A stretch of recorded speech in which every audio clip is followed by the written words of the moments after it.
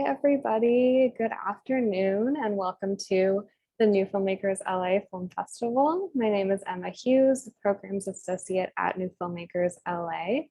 For those of you who don't already know New Filmmakers LA, we're a nonprofit 501c3 organization that provides opportunities like this to the independent film community as well as film professionals every month. I'd like to start this session by acknowledging that NFMLA works to provide an inclusive, safe space for everyone, regardless of your background. You're welcome here. I also like to let everyone know that captions are available throughout the duration of today's session and at all NFMLA panel programs. Without our amazing sponsors, New Filmmakers LA would not be possible. I'd like to take a moment to acknowledge these supporters. Monthly venue host, the South Park Center and its parent company, LBA Realty. Executive Circle sponsors Film LA and Warner Brothers Discovery 150. Producer Circle sponsors BBH, HBO, and SAG-AFTRA. Director Circle sponsors Sony Pictures Entertainment, Wells Fargo, Blackmagic Design, Saybrook University, and Comcast NBC Universal Launch. Debut sponsors Sunset Gower Studios, City National Bank, Creative Artists Agency, POV, Easter Seals, SAG Indie, Film Track, UCLA Extension Writers Program, Picture Shop, and Central Hollywood Neighborhood Council. Foundation supporters including the LA City Department of Cultural Affairs, the Hollywood Foreign Press Association, Hollywood Chamber of Commerce Community Foundation, LA Department of Arts and Culture, the California Arts Council, California Humanities, Bank of California, and the National Endowment for the Arts.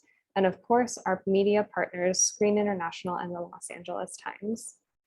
If you haven't taken a moment to review all of this weekend's festival programming, we encourage you to.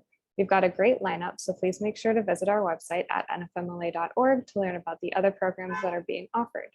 Today's panel will kick off with a 60-minute moderator-led discussion with our esteemed panelists. Throughout this discussion, we encourage you to use the chat to comment and interact about the items being covered. Please turn on your video to maximize engagement. Please also change your Zoom name to reflect your name, title, and the institution or organization that you're representing, if applicable. Following our moderator-led discussion, we will turn it around to you, our audience members, for a 30-minute interactive audience Q&A. In order to ask a question during the Q&A, simply use the raise hand feature, which is available under the participants or reaction tab. Clicking the raise hand button will place you in a queue in order to ask your question. When it's your turn, a New Filmmakers LA staff member will unmute you. Please make sure you've also unmuted yourself and limit yourself to 1 to 2 questions max. We recommend writing down any questions you have throughout the discussion, which you can then ask during the Q&A. If you don't have a microphone, you can also chat your question to New Filmmakers LA, and we will ask it for you. Please also be sure to mind your video background and audio throughout the session. As it is interactive, we ask that you remain aware that you're on camera if your video is turned on. And with that, I'd love to introduce our moderator, Program Administrator for the Directors Guild Producer Training Plan and founding board member of the nonprofit organization Black Women Lead, Lila Mays. Lila, take it away. Hi, thanks, Emma. Thanks so much for having us. Hello, everyone. Thank you for joining. Like Emma just said, I am Lila Mays, the Program Administrator of the Directors Guild Producer Training Program. I am going to share my screen. I have a quick presentation I'm going to get through, but I really want us to get to these guests so we can answer your questions from folks who've been through the program, who are working as ADs, and we actually have a guest who is currently in the program. So without further ado, let's do this.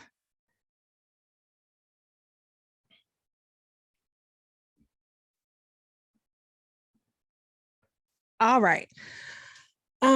Again, this is the Directors Guild Producer Training Plan. It is a 400-day assistant director training program. So you will hear us refer to this program as the DGPTP because Directors Guild Producer Training Program is a mouthful. So we'll be referring to it as the DGPTP. We are very often referred to as the DGA training program. A lot of times we are referred to as the Los Angeles Assistant Director Training Program. It's all the same. One training program for assistant directors. So this is a 400-day training program for aspiring assistant directors. I'll get to why producers is in our name in just a little bit. Upon completion of this program, graduates are qualified to join the Directors Guild of America as second assistant directors. This program was founded in 1965 with the mission to recruit a diverse group of applicants from across the United States. Prior to this program, really, folks were joining the DGA through nepotism. It was all about who they knew who was already working as a director or filmmaker, and they would just bring on their folks. And so the powers that be got together and decided there's got to be another way to cast the net a little wider. So there are folks who can join, just give more people an opportunity to land on the qualifications list for membership into the DGA. Do we train producers? We do not. Again, this is the Directors Guild Producer Training Program, but it is very specifically a program to train assistant directors. We are sanctioned by both the Directors Guild of America and the Alliance of Motion Picture and Television Producers, which is why producer is in our name, because they govern us, they sanction us, they fund us. But we do not train folks how to be producers. We are in the craft of training assistant directors. So this program is a 400-day paid on-the-job training program.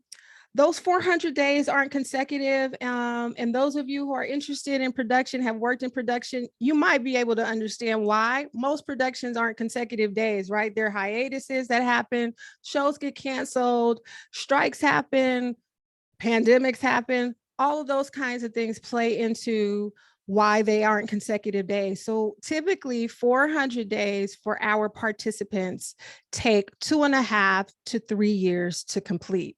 I have some folks who are going to speak to us, and they may have gotten through the program a little faster than that, but at this point, it's about 2.5 to 3 years for participants to make it through. In addition to that paid on the job training, our trainees, you'll hear me go back and forth between trainees and participants. I'm talking about the same thing. Our trainees get some supplemental curriculum in the form of what I like to call master classes, but they are called seminars. So we have the best in the business come in and talk to our trainees about working with animals, how to run base camp. We do a paperwork boot camp because paperwork is essential to the job of an assistant director.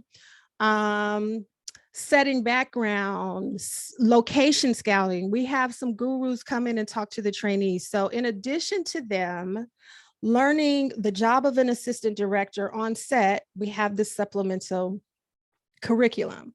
So a day in the life of a trainee is them working on a production on the AD team as basically an assistant director in training. So really it's up to the production to decide the best use of the trainee, but they're working as an assistant director in training. So sometimes they're running base camp, sometimes they're setting background, sometimes they're hopping back and forth between the two. It really kind of just depends on what the needs of the production is. But we do want our participants to have a very well-rounded experience while they're in the program. So to that end, those 400 days are not on one show. Trainees do mostly 50-day rotations. So perhaps a new trainee will start on SEAL team. They'll do 50 days on SEAL team. And then maybe they'll go over to Abbott Elementary, and they'll do 60 days at Abbott. And then hopefully while they're in the program, they land on a feature film. Now on a feature film, we wouldn't do a rotation, meaning break up the day count and have one trainee do 50 days and then another trainee do another 50 days. If they land on a feature film, we typically will allow them to stay on that production for the duration of their shooting. But that's kind of how, that's not kind of, that is how the program works. They do rotations of 50 to 60 days from one show to the next. And I will say, almost anything you're watching, streaming, network television, there's either a trainee on the AD team or there's a graduate from this program on the AD team. Who can apply? Anyone over the age of 18 can apply. Now, there is a caveat to that. There are certain categories that will determine what sort of documentation you will need to include with your application, but there isn't an age limit. You really do have to just be out of high school, graduate of high school, over 18. So there are several different ways to apply to this program. I'm going to go to the next slide. This is the application process. So our application goes live every year, early September. This year, I believe we go live September 6th. It's usually the Tuesday after Labor Day. So app goes live early September and it stays open until November. So folks have 2 months to get that application complete. I do not advise waiting to the last minute. I advise going to our website, which is in the chat, www.trainingplan.org, and reading the application instructions. Those instructions live on our website all year long. You should read them over if you're interested in this program. And then when the application goes live, you'll have that information to refer back to when you decide to complete the application. The meat of the application is 5 essay questions. I can't get into what those questions are. You gotta go register and fill out the application to know what those questions are, what those essay questions are, but that's really the meat of the application. The other thing is, whatever category you decide to apply under, that will inform whatever documents you'll need to submit with your application. For example, if you apply as a college graduate, you'll certainly need to turn in your transcripts, proof of graduation. If you apply as someone with college credits and a combination of work experience, there's a work equivalency form that you will need to complete along with transcripts that show the credits that you've earned in college. If you apply as someone with work experience only, and it doesn't necessarily have to be TV and film production, you will complete a work equivalency form. If you're a veteran, there's documentation that you would need to submit as a veteran. So whatever category you decide to apply under, that will inform what documents you will need to include with your application. All online, everything is done electronically. And here's the good news. Once you hit the submit button on that application, if you've made errors, what happens is we get the application, myself and my staff, my team, we check those applications for formatting just to make sure that instructions have been followed the way we've laid them out. We're not looking for the meat of the application. We're not reading your essay really. We're just trying to make sure that the application is formatted per the instructions. If we find that there are errors, we'll send it back to you and we'll give you 24 hours to make that correction. Oh, and I don't think I said this, but it is absolutely free to apply to this program. All right, so the application goes live early September. It stays live until November. And then the next step in the process is where we have our consultants and our board of trustees review those applications. They have some criteria where they're rating those applications just to call the number down. So if we start off with 600 applications, our trustees and consultants are rating those applications to decide who's going to go on to the next phase. This is a very, very competitive program. So if we start with 600 applicants, we typically only take 10 to 12 trainees per year. All right, so November to March is where those applications are being reviewed by our team of consultants and trustees. We've culled that number down to probably 120 people, maybe 100 people. By May, we do what we call an assessment center where we bring people together and we put them into groups. They do group exercises. I heard someone say the other day, it's a social experiment, kind of, but we're observing to see how people are problem solving, how they're getting along, who's a leader, who is organized. All of those kinds of things are being observed in Assessment Center. From Assessment Center, we go into final interviews. There's a panel interview. They happen over the course of a few days. And then we decide who we're going to take into the training program and how large of a class. Again, this is a very competitive program. We only take 10 to 12 trainees a year. We took a very, very large class this year because we had been affected by the pandemic in 2020 and didn't take a class. So we took a class of 18 this year, one of the largest classes in probably since one of our speakers classes. June is when we notify folks that they've made it into the program. And then we have a week of orientation with myself and my team. And we bring in those gurus I mentioned earlier who do master classes, bring them in to do a quick overview of some things, just so we're not placing folks on a TV production completely cold. So we try to give them as much information as possible before we send them off to work. So that's the application process. It's online. Again, look over the application. If you have any interest in applying to this program, read the instructions, read the instructions, read the instructions. Choose your application category.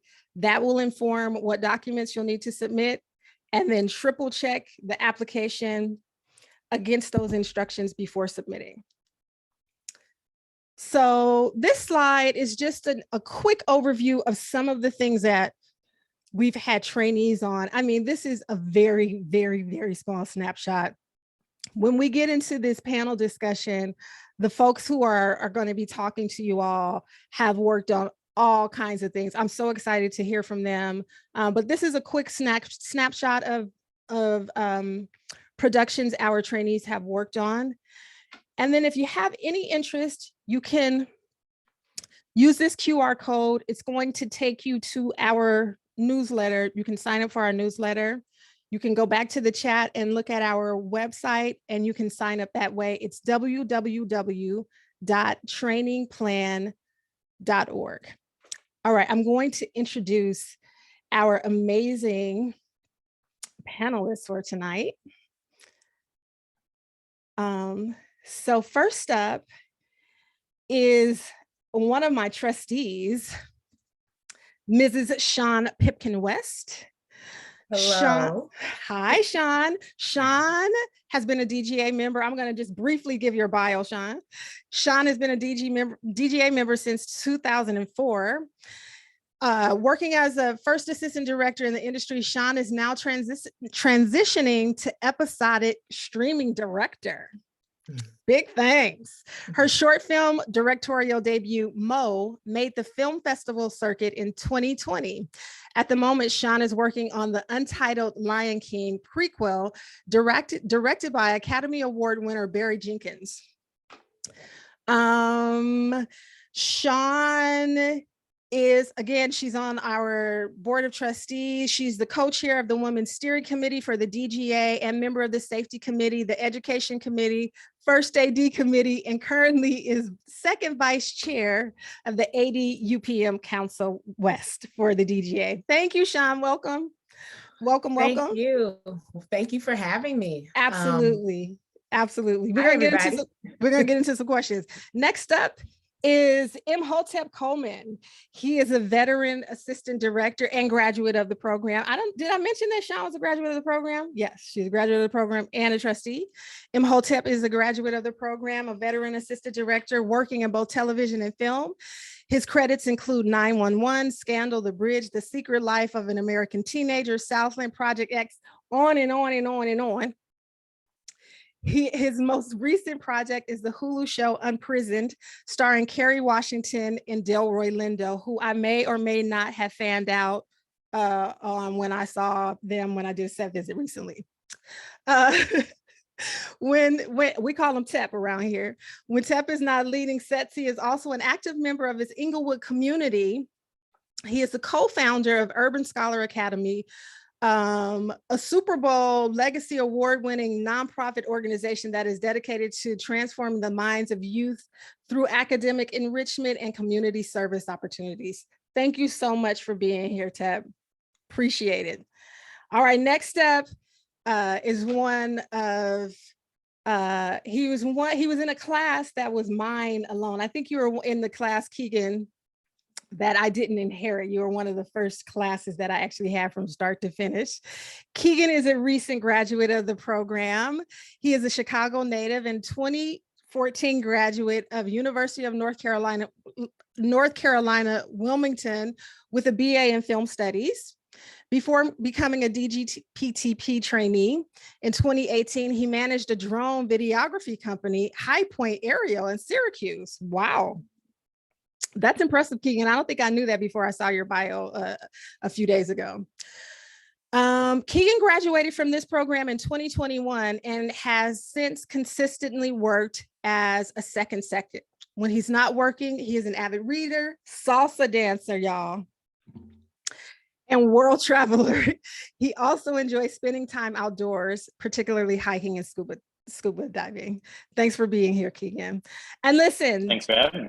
Thank you. These are working ADs, y'all. So they may go off camera. They may have to mute themselves because they're working, but they wanted to be here to talk with us tonight. So thank you all for lending your time. And last but certainly not least, I have Shannon Godley, who is a current trainee. She's in her second year of the training program. She began her path as an AD at USC Film School, and her background is in analog photography and acting.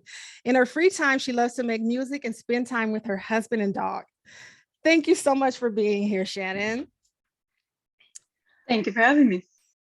All right, let's jump right on in. So Pip and Tep, tell us, because I kind of mentioned when Keegan graduated and Shannon is currently in the program. When did y'all apply to the program? And how many times? Did you have to apply more than once to get in? Go ahead, Eltep. Go. Okay. I applied in the fall of 2001. Okay. I'm the class of 2002. I don't know, did you explain how it works where it's not when you graduate, it's when you come in as the class? I didn't, okay. But you can explain that. Okay, Yeah. so that's how the training plan works, because people do graduate at different times depending on their work schedule or what's going on in the industry. So your class is the class you started. So right. I started in 2002. I applied fall of 2001, and I only applied to the LA program once, but I did apply to the New York program, but I did not get in. Okay, so to that, there is a New York program. We're not going to talk about that tonight. This is the LA program. I'm going to tell you why we're not going to talk about that. Okay, because when you apply, that's right, LA all the way. When you apply to the Los Angeles program, you can work across the country. When you go through the New York program, and I partner with them, I am in relationship with the program administrator there. We recruit together, we do things together, but their program is a little different. Their application process is different. And when you get into that program and graduate from that program, you can only work in the New York area. So there's that. Tip. Yeah. Good evening, good afternoon, folks. Imhotep here. I applied in 2007. I think I was in that class. Yeah, 2007. I think it was 2007. Yeah, 2007 was my year. I only applied once. A lady recommended me to do it. I had never heard of it. I was on a set somewhere as a PA, and she said, "Why don't you try this program?" And just applied there. And the deadline was the thing that got me. So I was prepared for that deadline. I'll talk about that later. Okay. All right, Keegan, were you a multiple applicant or one time for you as well? One time for me as well. Look at all these rock stars. That's why y'all here tonight. But it doesn't matter. It really doesn't matter if you apply more than once or multiple times. Shannon, what about you? The first time I applied was right before COVID hit. So the jury's still out on whether I was rejected before COVID started or after. I don't know. Okay. I already see some questions coming up. So Shannon, I'm gonna throw this one to you.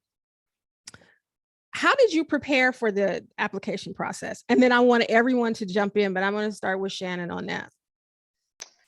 Well, I was at USC at the time when I first started applying, so I really just sort of treated it the way that I treated college applications. Okay.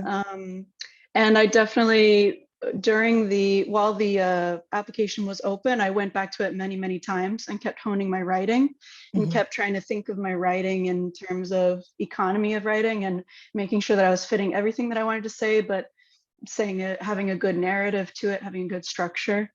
So I feel like my preparation, like after I had read everything thoroughly and continued to go back and reading, it was just revisiting it like every day or every few days within that time period and getting fresh eyes on it and trying to improve my writing. Awesome. Pip, Yeah. what about you? Hey, thank you. Well, when I applied, we still had to Yes, it take was different. the test. Right. We had a test. That stopped. I don't know, maybe like, I think maybe Hotep, did you take the test? Okay, so right before Hotep they stopped having a test. So I studied the LSAT. Oh, So that's how I prepared. And like Shannon said, it is like applying to college. So it was just, like I was applying to college again and having to take like the SAT and PSAT. So that's what I did. I studied with the LSAT book. okay. Keegan, what about you? For me, it was when I was looking up what it would be about. There was the limited information online was that you had to take this massive test. And so I did do some studying, even though I didn't end up having And to then take you the didn't have to test. do it. Yeah. But also likewise with Shannon, writing the essay questions, I think I must have wrote them probably 20 different times and just was like, wanted to make sure that I was bringing experiences into the writing that were unique to me, as well as making sure that my voice as an individual came through and I wasn't just putting words on a paper. I wanted it to really express who I was, since it was my only interaction until the next several months if I made it to the next round. Okay. Teb, what made you decide that you wanted to be an assistant director? Yeah. So when I visited my first film set, right? When in college, I went to Howard University, and they, when you're in film school, a lot of times they tell you that everyone wants to be the director. Mm-hmm. When I actually visited the film set and I saw how the assistant director operated and what they did, I said, that's my skill set. I like what they were doing. I like the logistics, the planning, how they were running things. That specific set, the director was not as decisive as the assistant director was. And that really inspired me. So I like the planning of that. I like the logistics. I like kind of making the problem solving. That kind of speaks to my spirit. So AD is kind of natural for me. Okay. And you said someone told you about this program. You hadn't heard about this program prior to that. Ditto for me, honestly. Before I became the administrator of this program, I had never heard of this. I didn't know what an AD was.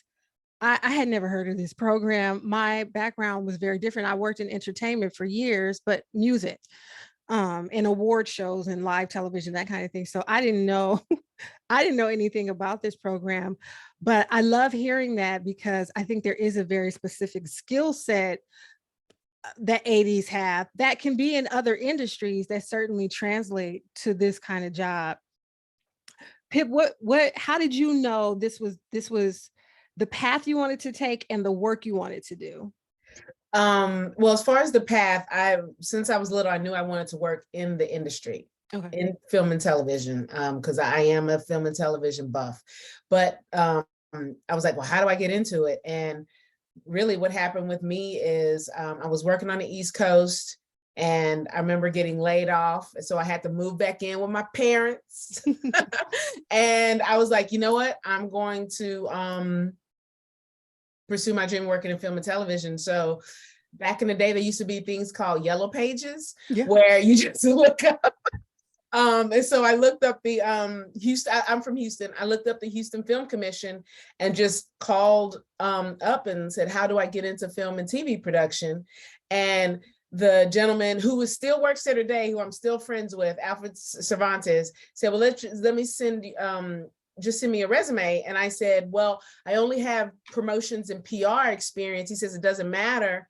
2 weeks later, I got called to do a commercial for Kroger's. So that's like Ralph's here in LA, those of you guys who don't know, down south and the east. And so, and the rest is history. Like I just started PAing, and then I worked on this TV movie, and the second AD, woman named Courtney Wolfe, I was like, oh my God, I love what she was a second AD. I just loved how she was, like Tep said, how she was interacting, you know, with the crew, with the cast, and just fingers and everything. And I was like, oh, I think I want to be like her. And then that's how, and then that's what happened. But this was before I knew about the training program. I worked on a show where the second AD was a graduate, Jeff Okabayashi, or Jeff O, if anybody knows him. And he said, you need to apply to the program. So that's what happened. I applied to both LA and New York, and I got into LA. Shannon, how about you? For me, it was a kind of an interesting path because I started as a performer and I was an actor, and that's what I thought that I was going to do. I thought I was going to just skip like getting a college degree and just do acting. And so I originally came to LA for acting, and then was just like deeply unfulfilled for a few years and auditioning and just not enjoying it. So I went back to school and I started at community college here at LACC, and I got into photography there and just fell in love with it. And then from there, I was like trying to figure out what I was going to do after LACC. And I was like, I'm going to apply and try to get a bachelor's. And just as a long shot, I applied to USC. I was like, well, I love photography. Maybe like with my performing background, I could marry that, you know, into working in film. And so I like was amazed that I got into USC. I was like, okay, you know, I'm on a path now to go somewhere else.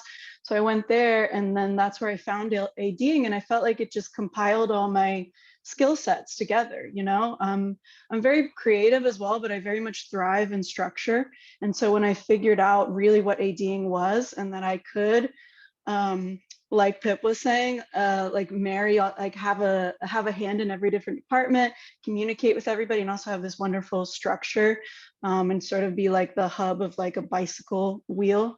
I really enjoyed that, and I found it rewarding. So then I became like the person at USC who loved ADing, and like it's like word of mouth. And then from there, applied to the program, and that was it. Keegan, same question. Of course, my gardener is here now, and so I'm going to be muting myself so I'm not distracting. You know, there's a couple different synchronicities between all these stories. You know, for me, I was in community college in Illinois for business and marketing. And I was just like, I don't want to sit in a cubicle the rest of my life. I want to be out doing things, traveling, meeting people. And I happened to take a summer course at Tribeca Film Institute in Chicago. And that year, my parents also happened to move to North Carolina, Wilmington, North Carolina, which at the time was still doing a lot of film and television. And so there I was in my sophomore year, and my mom said, you know what, you really like that program? They make movies down here. You should come check out the school. So I checked it out, transferred down there, loved it, got an internship with, and then started working for the Film Commission in Wilmington. And then, you know, much like Shannon said, everyone and Tep said that everyone wants to be a director or a cinematographer when you're in film school, and nobody wanted to be an AD. So that was the way that I jumped in to really be on every production. Everyone wanted an AD, no one wanted to be that AD. And I found I had a knack for it. I really liked the puzzle of scheduling and figuring it all out, and when, you know, making things happen, running the game, and the problem solving is huge for me. I love a good challenge. So that's how I got into it. And then shortly after I graduated the month before all the tax incentives dried up. So I did one show there at a reality show where I started as the key PA, and over the course of pre-production, they lost their second and their second AD. So I ended up keying this non-union reality show for a couple of months until production started. Then I was the second essentially. And it was a 4-city musical competition show. So it's a pretty wild experience, and it really proved to me that you can do this.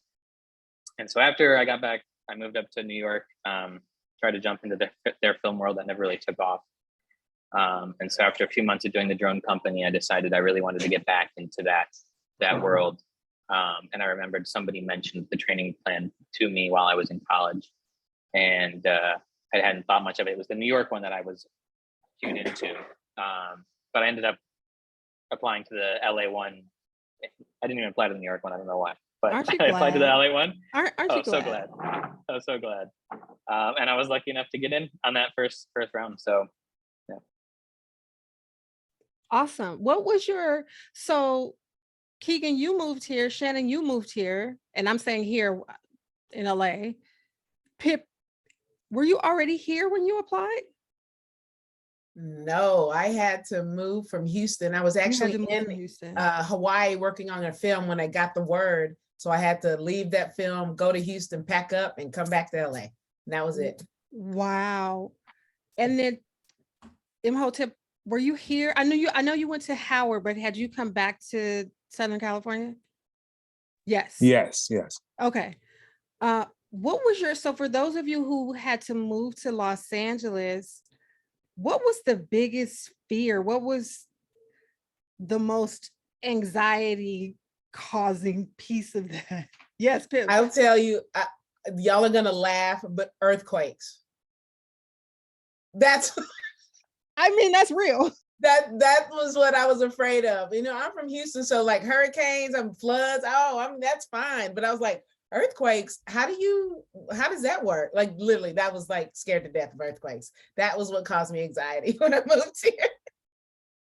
What about Holly? Did you have any like fear about the industry? I mean, you had been working on productions on PAing and stuff, so you had an understanding. But okay, Keegan, Shannon, what were your biggest fears? For me, the biggest fear was like, going out somewhere I knew absolutely nobody, and had no connection to the industry out here. I had one friend who through school was out here. He was an accountant at AOL when they were making stuff. But I got the call in June and they're like, okay, great. You start next month. And I'm like, okay, I gotta get out of my house. I gotta pack up, I gotta move cross country. I've got to find a place to live. And I had, been wishfully thinking, reaching out to places and starting to find some stuff. So I ended up, it was hard. It's hard. The housing market in LA is no joke. So I ended up staying in a bunk bed for the first 6 months I was out here, and I had 16 roommates, so it was crazy.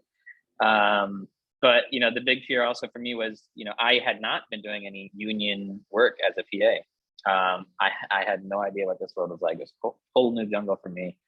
And I was just so glad that I got onto shows. My first couple of shows were extremely welcoming. I had great mentors that were patient with me and showed me, how to do it. And I had great people to watch and learn from them. So, what was your first assignment? My first assignment was the final season of Jane the Virgin. Oh, right. And then also I had a couple weeks on Malibu Rescue with Rusty Mahmood, who was a phenomenal mentor. And a board member. Yeah, he's and a board member. Yeah. Yes. Shannon, how about you? Well, when you were at USC. Yeah, I was here. I moved here 10 years ago for acting originally, and I was too naive and stupid to be afraid of anything. I was like, I got this, and then I was like, a few years later, like maybe I don't got this. Maybe I need to do something else. So that's what launched me back into school. So I'm going to stay with Keegan and Shannon for a little while because I asked them to be on the panel because both of them had some unique experiences in that they were both on distant location assignments. It happens. People in the training program, most of the productions that our participants work on are in Los Angeles, in Southern California, but there are opportunities for our trainees to go and work on feature films and episodic television in other parts of the country and out of the country, like all over the world, really. But Keegan was on distant location for 3 months, Keegan. Shannon's been on the longest distant location, 5 months. Shannon was 6 months. So Shannon, I'm going to start with you just because I want to share the realities of what it's like to be in this program. It's not always easy. Can you talk about some of the things that came up for you while you were away from home for that long? Some of the good and the bad. Yeah, sure. Definitely mixed bag. So I worked in Baton Rouge. It's only an hour away from New Orleans. So I got to see a bunch of New Orleans, like going there the weekends. I got to experience Mardi Gras, and I got to experience just an entire different market of the US. But it was very isolating in a lot of ways, you know? And there were different like layers of isolation because I was not only physically there, but I was also at base camp and I was also a trainee. So I really had to forge my own path over there and figure out how I could feel a sense of belonging there. So I learned a ton in that role. I had never run base camp before, and it was a good opportunity for me to do so because it wasn't such a crazy base camp. It was pretty manageable. And then I also, you know, like on a distant location, you get close with a lot of different crew members because you're just around them all the time. And on the weekends, you see them as well. And but yeah, I really had to make my own way and figure out how, I don't know, just how to be there that long on my own and do all these new things every day and keep myself healthy mentally, you know, and physically. Yeah. Keegan, how about you?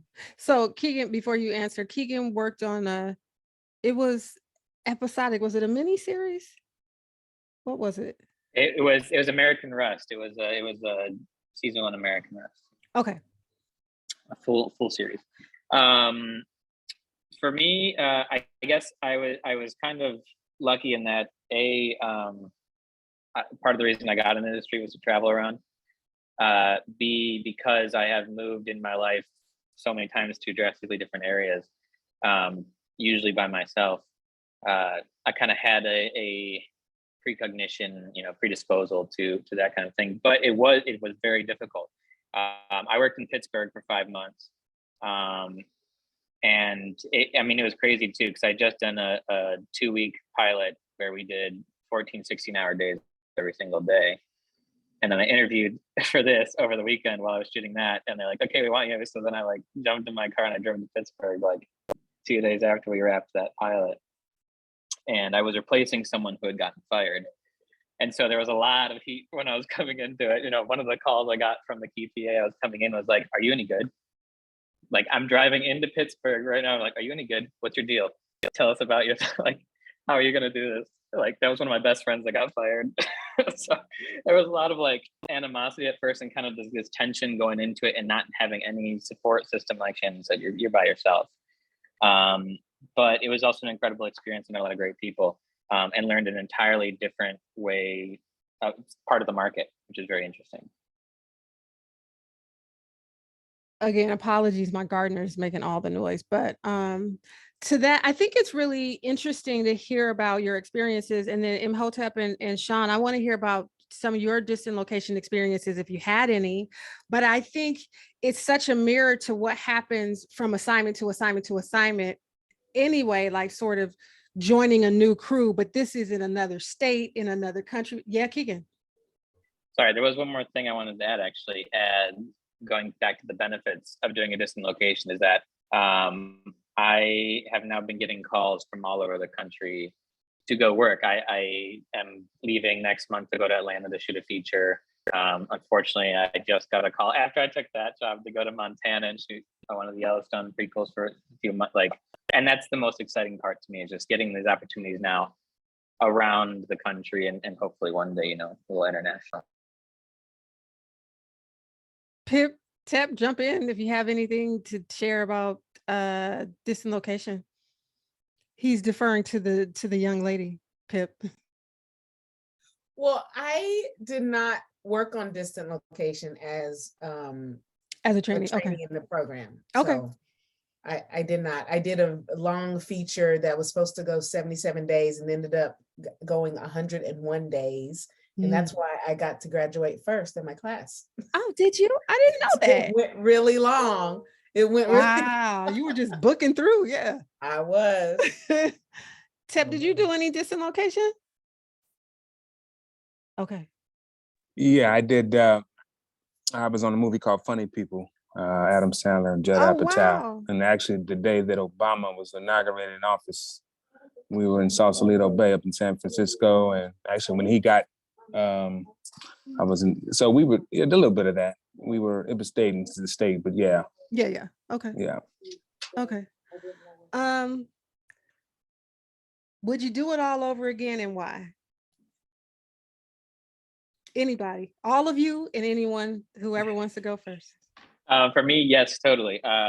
You know, like I said, coming from having no like on-set PA experience, nothing in the union before, this program gave me so much insight, not just on the level of going and showing up and seeing what happens on the job, but like, you know, like you mentioned earlier, the seminars, the master classes, phenomenal information, learning what all the other departments do, which was super helpful for me coming in and knowing how I, as an AD, interact with these different departments and how I can best support them and get their support was massive. And just getting the you know, the different mentorship, getting to work with different teams and broadening that Rolodex is priceless. Awesome. Go, Shannon. To give the other viewpoint as somebody who's still in the middle of it and still has Yes, a lot of absolutely. time, I'm like, I don't want to start over, but I'm sure that sometime when I'm ADing, I'll you know, have that mindset of, yeah, I would do it all over again. But right now I'm like, no, I have 178 days. I'm not erasing my days. Like I've done it. And I also like, I'm definitely somebody who needed more discipline in my life before I got into the program. And so it's been really helpful. I've learned a lot of discipline through this program, but it's been also like doing a lot of things that I didn't want to do. A lot of waking up at 4 a.m, which I know is ahead of me as well. But yeah. Lila, I would absolutely do it again. This program like changed my life. So it was really great. I did learn a lot. I did have a lot of set experience before I got into the program, but what really helped me and gave me an edge was it's just the paperwork, the contracts, learning about the contracts and about the other unions, all of that. Like that just blew my mind. Like so many people as a trainee were coming up to me because they knew I knew all the rules, all the little, like, you know, the turnarounds and everything. So it was great. I definitely would do it again. I wish that, it's funny now with the way technology has totally changed, it'd be interesting to see like how Keegan and Shannon, you know, because when I started, I was doing the PR in pencil, you know, so, you know, and the key second AD was on set. So things have changed. So, but yeah, I definitely would do it again. I couldn't even imagine writing that much. Yeah, I concur.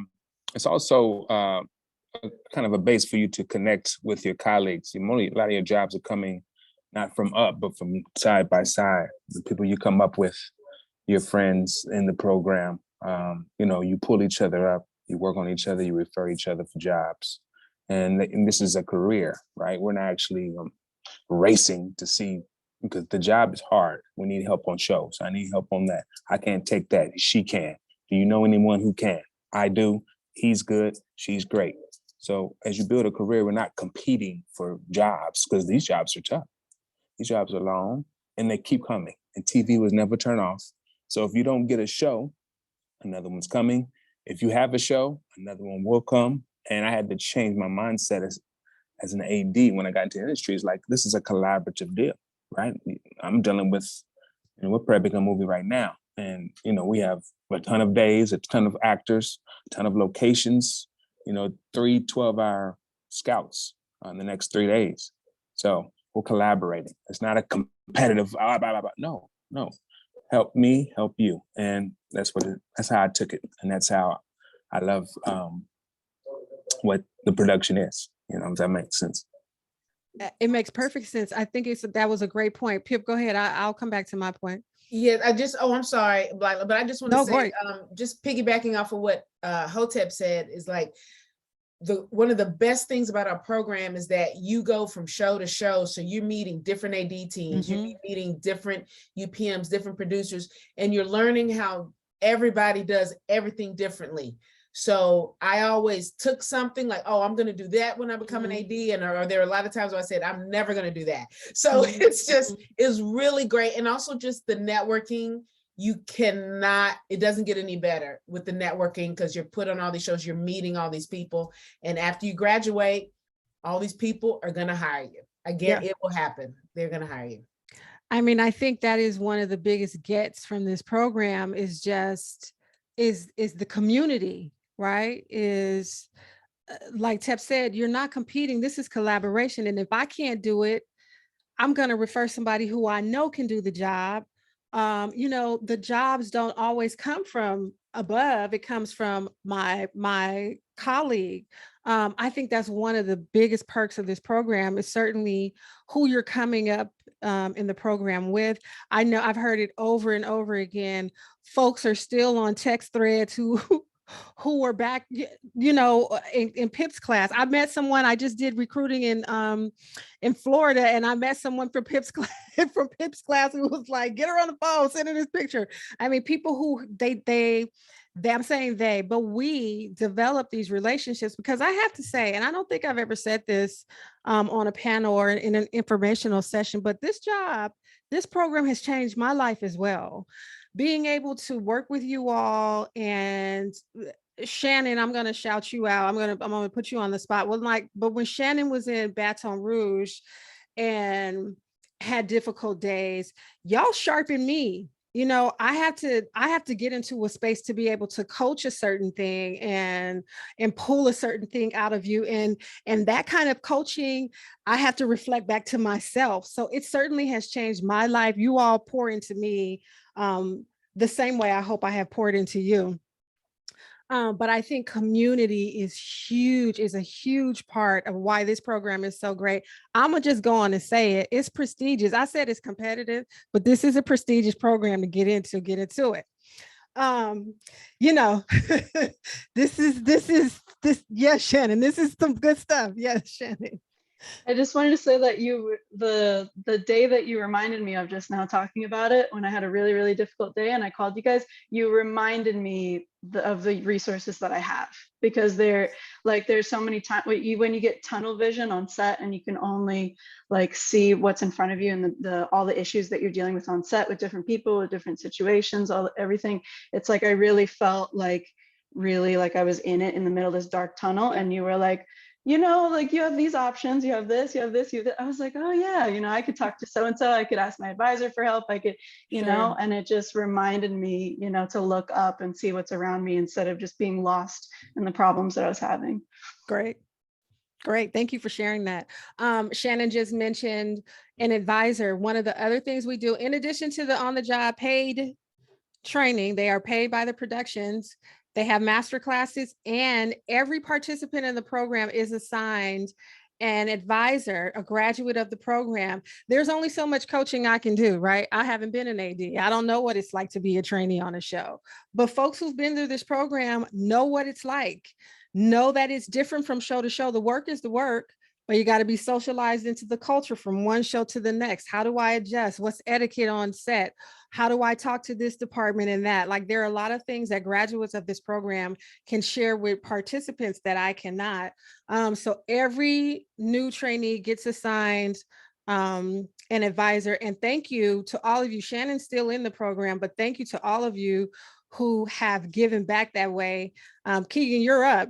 So it's coming. Your mentee is coming, but this is how you're giving back, by being on this panel to talk about the program tonight. We're at almost an hour, and there are a bunch of questions in the chat. I don't know if someone from New Filmmakers is gonna curate those questions, but I'm gonna read a few. Yeah, if we're ready for okay, awesome. Let's do it. Okay, great. So we do have some in the chat, but also if you would like to ask your question on camera with your voice, you can raise your virtual hand. That is on the reactions tab at the bottom of your screen. Click reactions and then raise hand. And then we will call on you that way. So it looks like we will start with Isra, and then we can go to some questions in the chat, and we'll trade off. So go ahead, Isra. Hi, everyone. Thank you so much for this informative session. So I'm an international student here in LA, and I quickly took a read at the website and the application requirements. So in my case, if I'm on OPT, which is the visa I could acquire after graduation where I can work and receive income, can I apply to this program? Is it open for OPT visa holders? Not really. So we don't sponsor visas, and I would have to have a conversation with you about how long your work authorization would be. If it looked like it would be for the next however many years, we could have a conversation about that, but not typically.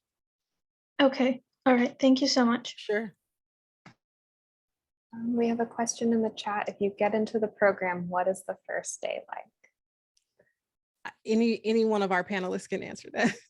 The first day on set, or just like the first day in the program?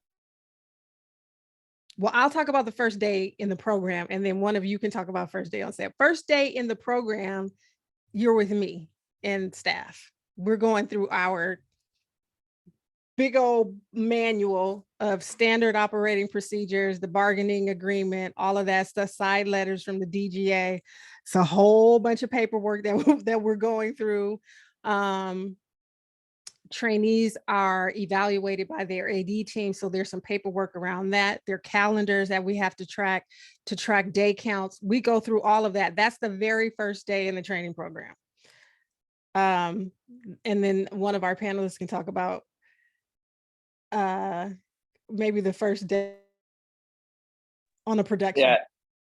Yeah. So my first day was I had a 2-day day play on Brooklyn Nine-Nine, and I got there and I was put on to help background, and they wanted me in the processing area and getting breakfast ready at the same time for all the people on set and all the actors. So I was doing that.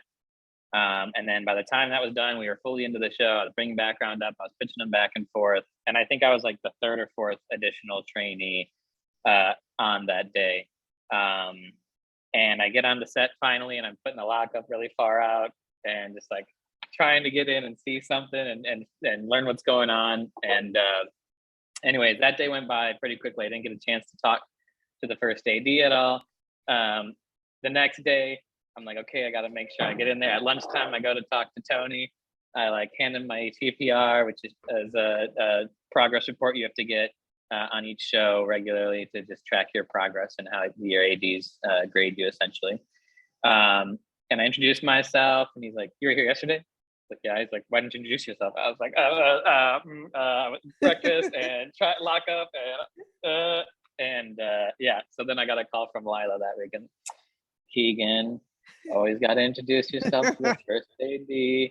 And I tell you, never on a show since then have I not just walked straight up, and obviously, unless there was a very important conversation going on, put my hand out and said, "Hi, I'm Keegan. What's your name?" Blah, blah, blah. And not only did the first AD, the UPM, the producer, the director, if they're available, that taught me big time. It was a teachable moment. Shannon, Pip. Definitely a lot of similar feelings to what Keegan was saying about his first day, because it took me a while in the program to not feel like a PA anymore. Yeah. So I had barely any union experience because I got out of USC and I was doing non-union work as an AD. Mm-hmm. So just like going from there to seeing where I fit in the union world, really the beginning of I had like 5 days of day play on a couple different season 1 shows as my first 5 days as a trainee. And I really just felt like a PA. And I was like, how do I shift like my mindset and start to like learn? And it just like comes with time in the program of like starting to try to step up and take more responsibility and really like feel like you're on your way toward becoming an AD and not just another PA, you know? So yeah, definitely made a lot of stupid mistakes and felt out of place, but you can only work through that and learn through experience to get out of that. Yeah, I don't think there's any, I mean, there's really no way to describe what the first day is going to be like, because the shows are different. And based on what the production needs, you might be anywhere. So there isn't any one common experience for the first day of a production. Next question. Yeah, next question is from Michael. Michael. Hey everybody, can you hear me? Yes. First and foremost, I just want to say thank you so much for having this forum. I kind of took this as a sign when I saw it posted in you. Okay. Because I got a lot of first ADs that are actually looking out for me on the show that I'm working on right now. And my experience is a little bit unique, so I wanted to ask this question. In the application process, I see that there's a 600-day requirement for PAs. And so does that also apply to union workers as well? Because I'm a Teamster now, and I'm You're also going trying out, to make Michael. that I'm sorry. transition. Michael, you broke up a little bit. Oh, can you hear me? I can hear you now, but go back to that 600-day question. Yeah, I was asking, is the 600-day requirement strictly for PAs, or does that also apply to people that have that are union workers? Like, I'm a Teamster now, and I'm trying to make this transition into being an AD. So we do not have a 600-day requirement. So I think what may be happening is outside of this program, in order to land on the QL, there's some things that you might have to do that are 600 days. This program is 400 days. So if you're applying as a person with work experience or work equivalency under the work equivalency category, there are a number of days that calls for, but it doesn't have to be in TV and film. It doesn't have to be production experience. Okay. Is that clear? Yeah, it is. I just so working on set, I hear a bunch of different things. So Yeah. Sean, you can jump in, but I think some of that information is getting convoluted. We don't have a 600-day requirement. Yeah. Michael, hi, how are you? I think what you're saying is some people on set are talking to you about how to get your days, how to get on the QL. As a PA. The SoCal QL. And I think that's what it is. And if it seems confusing and just discombobulated, it's because it is. And it's very difficult. And it's like that for a reason, because they don't want to make it easy to get in other ways. But with the 600 days is actually not, I'm sorry, it's actually for the New York QL. I forgot about that. It's not for SoCal, Southern California QL. So there's a whole nother thing. If you want to look about that, I would look up DGACA, what is it, DGACA? Yep, DGACA. DGACA.org, and that'll explain the QL, because that's actually what you were talking about, Michael. This is the training program is different from that. When you graduate from this program, 400 days, you're automatically on the QL. On the QL. You don't even have to turn in paperwork. Lila does that for you. Yeah, if you get into this program, you don't have to think about 600 days, all of that. I will say that people have gotten very close to getting all of their days before applying and still applied and wanted to go through this program because of all the other things that come with it. The advisor, the support, the seminars. People have gotten a bunch of days and still decided they wanted to go this route. But yeah, Michael, there isn't a 600-day requirement. Okay, thank you so much. I appreciate it. Okay. The next question is from Quan Minis. I'm going to ask you to unmute. Sorry if I mispronounced your name. No worry at all. Can you hear me okay? Yes. Kind of. Hi, I'm Quan Minis. Or you can just call me Gina, which I assume it's a lot easier. Thank you so much for setting this up and for having me as well. It's funny because I actually have also another question about an international student, because I'm also an international student, and I really want to, pursue a career of assistant director. And I guess I was just wondering if you guys ever have an international student candidate in the program before, or? No, we haven't. Folks have to have, they have to be authorized to work in the United States for at least 4 years. So we haven't, not under my tenure, and I don't believe previous to me being the administrator. I guess so. I guess it's kind of off topic because I do want to pursue the career of assistant director. Well, and Yeah. certainly here's the other thing you said, you're saying student. If you're in this program, this is it. This is your commitment. There is no other time to be in any other academic process. This is it for 400 days, which is typically 2.5 to 3 years. Let's see. Long days, ADs work, they're the first in, they're the last out, 14, 16-hour days. This is it. Let's see. Yeah. Yeah. Thank you so much Sure. for answering me. Next question is from Harrison. Hi, can you hear me? Yes. Great. This is really interesting. Lots of good info. One question I still have is financial stability in the program and how you graduates navigated that. Great question. I'll let them answer and then I'll jump in with some of my points. I'll jump in.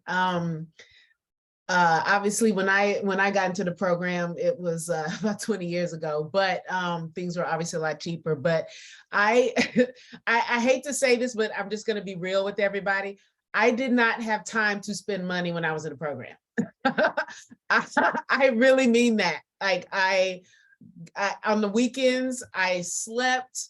Maybe I went out with friends to the movies, but during the week, I was up early. I came home late.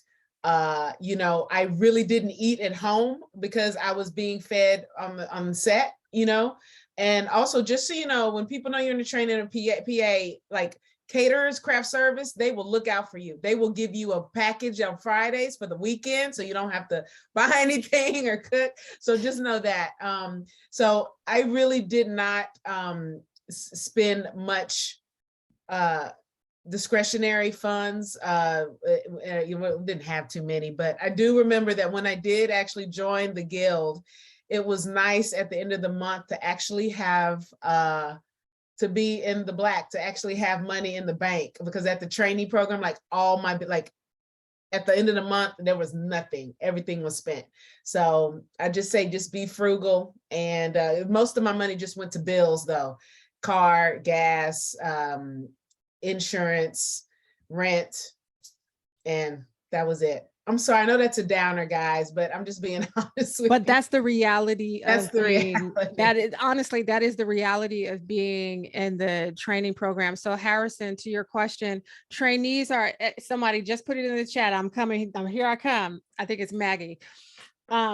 Trainees are paid on a scale. So 0 to 100 days, there's a rate, and our rates live on the website. They change every July. And every milestone, the rate increases. So there's a rate to 100 days and then another rate for 200, et cetera, et cetera. Trainees do have the opportunity to supplement their income creatively when there's downtime, and there will be downtime. I said this when I was going through the PowerPoint. Shows go on hiatuses, they get canceled, pandemics happen, strikes happen, that stuff happens in the entertainment field. So if you are interested in working in entertainment, you gotta know that kind of stuff is going to happen. I'm gonna get to you, Kian. So there are other ways to supplement. And one of the reasons I was asking y'all how you prepare for the application, because a lot of people say they prepare for this process by saving money, anticipating that they're going to get into the program because there's going to be downtime. One of the things we do, Harrison, is have our trainees do observation days. One of those first observation days is background acting.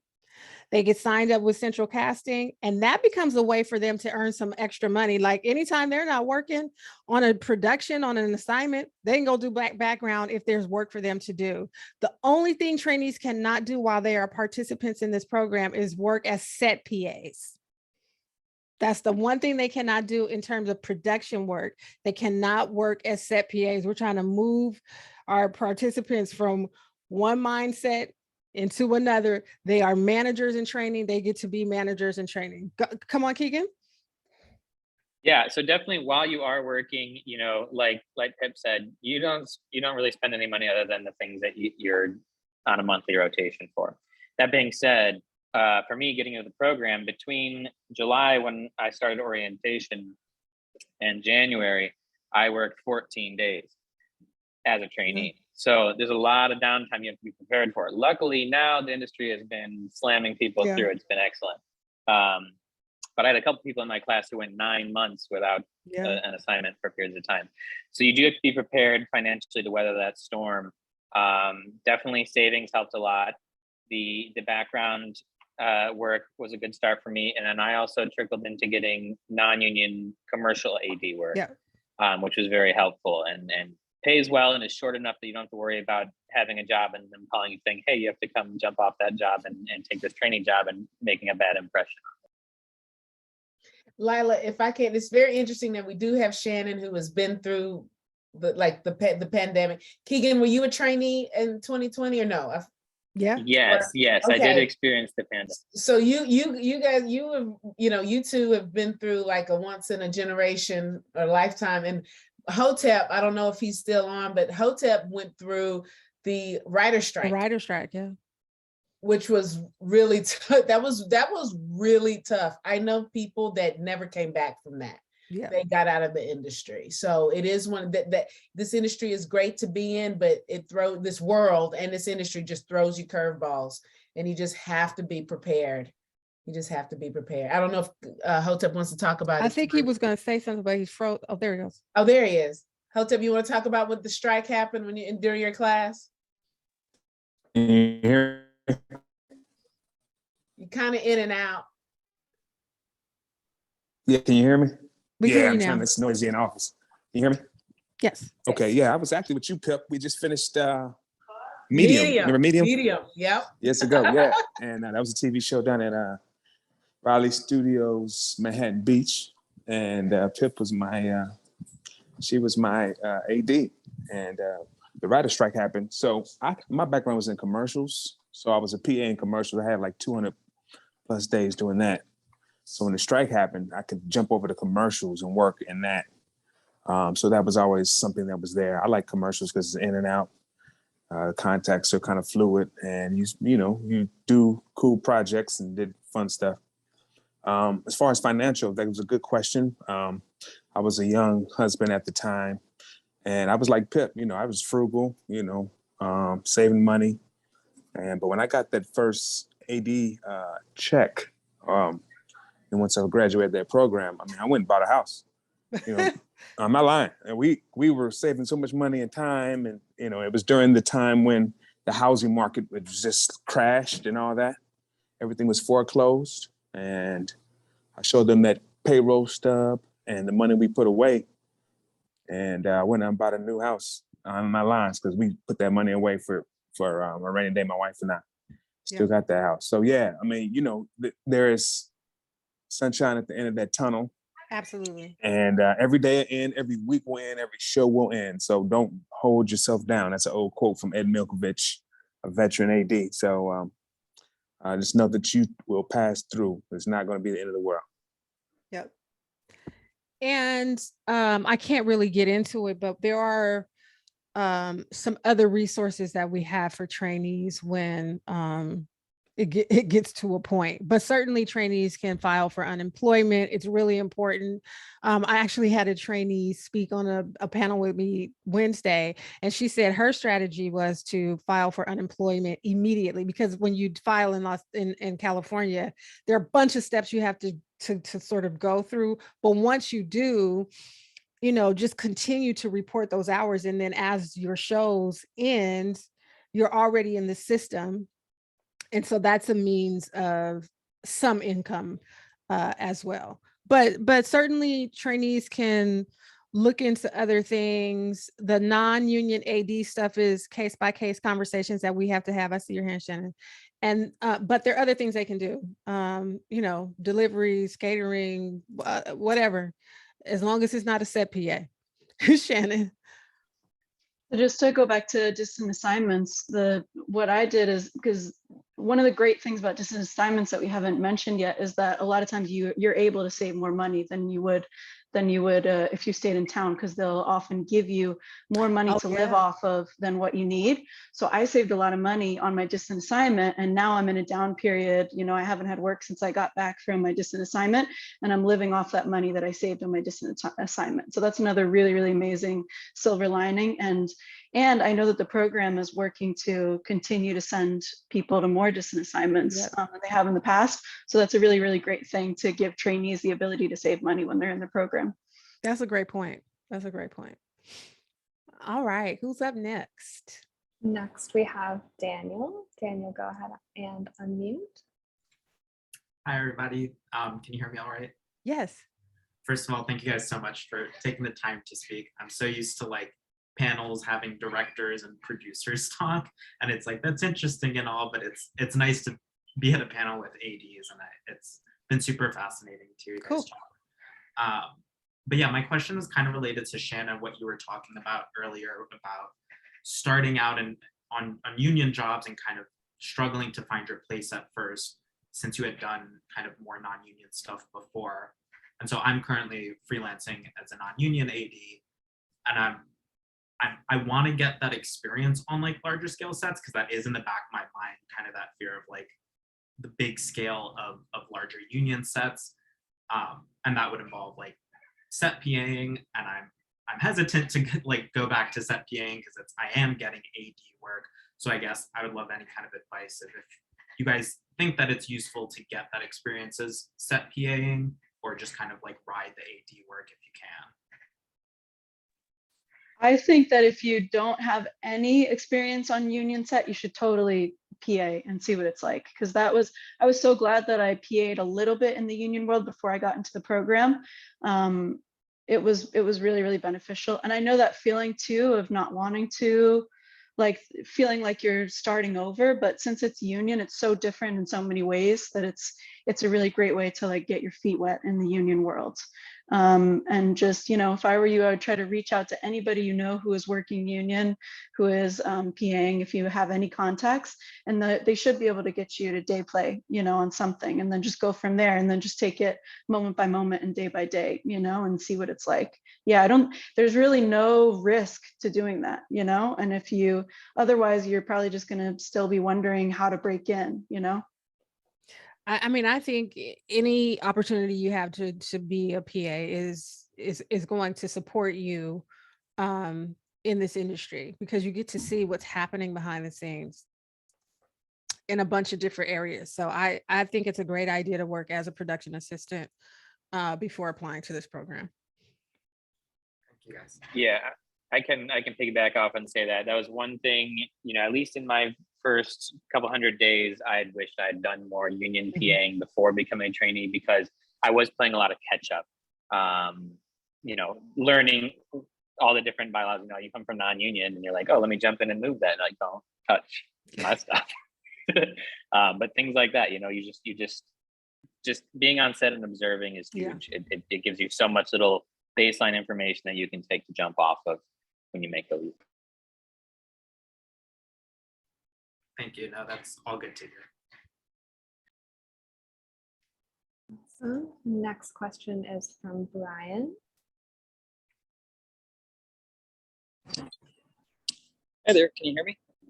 Yes. Cool. I'm on set, so that's why I'm like, if it's a little loud, I apologize. No, I had a question. I've been a union set PA for 4 years, and I've had numerous friends that are graduates of the program and are currently in the program. A couple of them, they're in the current class, and they've told me for years I should apply, and I never have.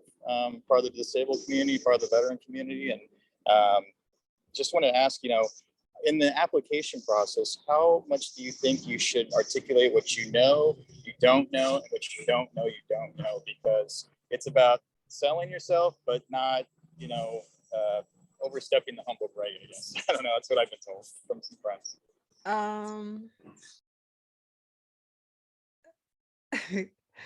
Well, you haven't seen the application yet, right? You haven't applied, so you haven't seen the questions. So I'll say this. There's only so much we can say about that, but I'll say this. We know what the program can do for you. what kind of ambassador would you be for the program? Right. A lot of times people will say, I'm going to get into this program. I want to get into this program because I want to be a first AD in 5 years. And this program is going to do A, B, and C for me. We know that. But how are you going to elevate this program and elevate any production that you may end up working on while you're learning the job? That's, I think, the best way I can say that. Pip, Keegan. I understand. Yeah, I understand that. Okay. Okay, Brian. Yeah, I mean, first and foremost, it doesn't hurt to apply. You're not losing Right. anything by putting yourself out there. You're already doing your PA days. You're already working towards your goals.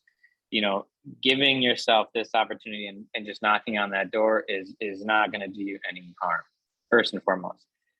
Secondly, you know, when you look at the application questions and you look at the essay questions, you know, you only have this much space to give people too much information. It's hard, you know, and you think like, oh, half a page, not a big deal. Then the next thing you know, you've written your answer and it's a page and a half. You're like, how do I trim this down? But, you know, I think sticking to what makes you you, what gives you your strengths in that position, and how you have taken, you know, the difficulties that you may have experienced and utilize them as strengths is just gonna give you a big boost. That's I don't want to say too much. I mean, I think that's it though. The authenticity is hugely important. We're not looking for cookie cutter answers. That's all I can say. And Pip, anything to add to that as a trustee and someone who reads essays? Yes, I like the authenticity. I'm so glad you said that, Lila, because so many applicants try to be what they think the trainees want to see, or and I just have to say, you just be yourself. Be yourself. And, you know, we are, you know, we consider ourselves good judges of character, work ethics, things like that. But I think where people mess up, and we can usually spot it, is when people just try to be somebody or something that they're not. And we can usually spot that because they're like, oh, they're going to love this. They're going to love it if I say this. They're going to love it if I write this down. You know, because we read lots of essays, we read lots of applications, and all I have to say is just be yourself and be honest in your essays. You know, we want to know the real you. That's the thing. We want to know you. We want to know you, not what you think we want you to be. Right. So I hope that helps, Brian. You should definitely apply, Brian. You've heard about it and you haven't done it. Shoot your shot. Yeah, absolutely. And like I said, several graduates recently even are friends of mine. So they, Okay. yeah, you guys got a great program. Thank you. Sure. Next question is from Maggie. Hi, well, thank you so very much for doing this training. And jeez, this is amazing. So how do we become a union PA? Can we send you guys our resume? No, this is strictly for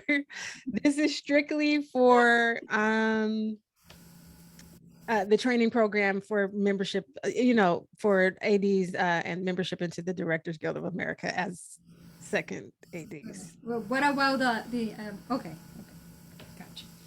But someone had, I think Shannon mentioned something about if you know people.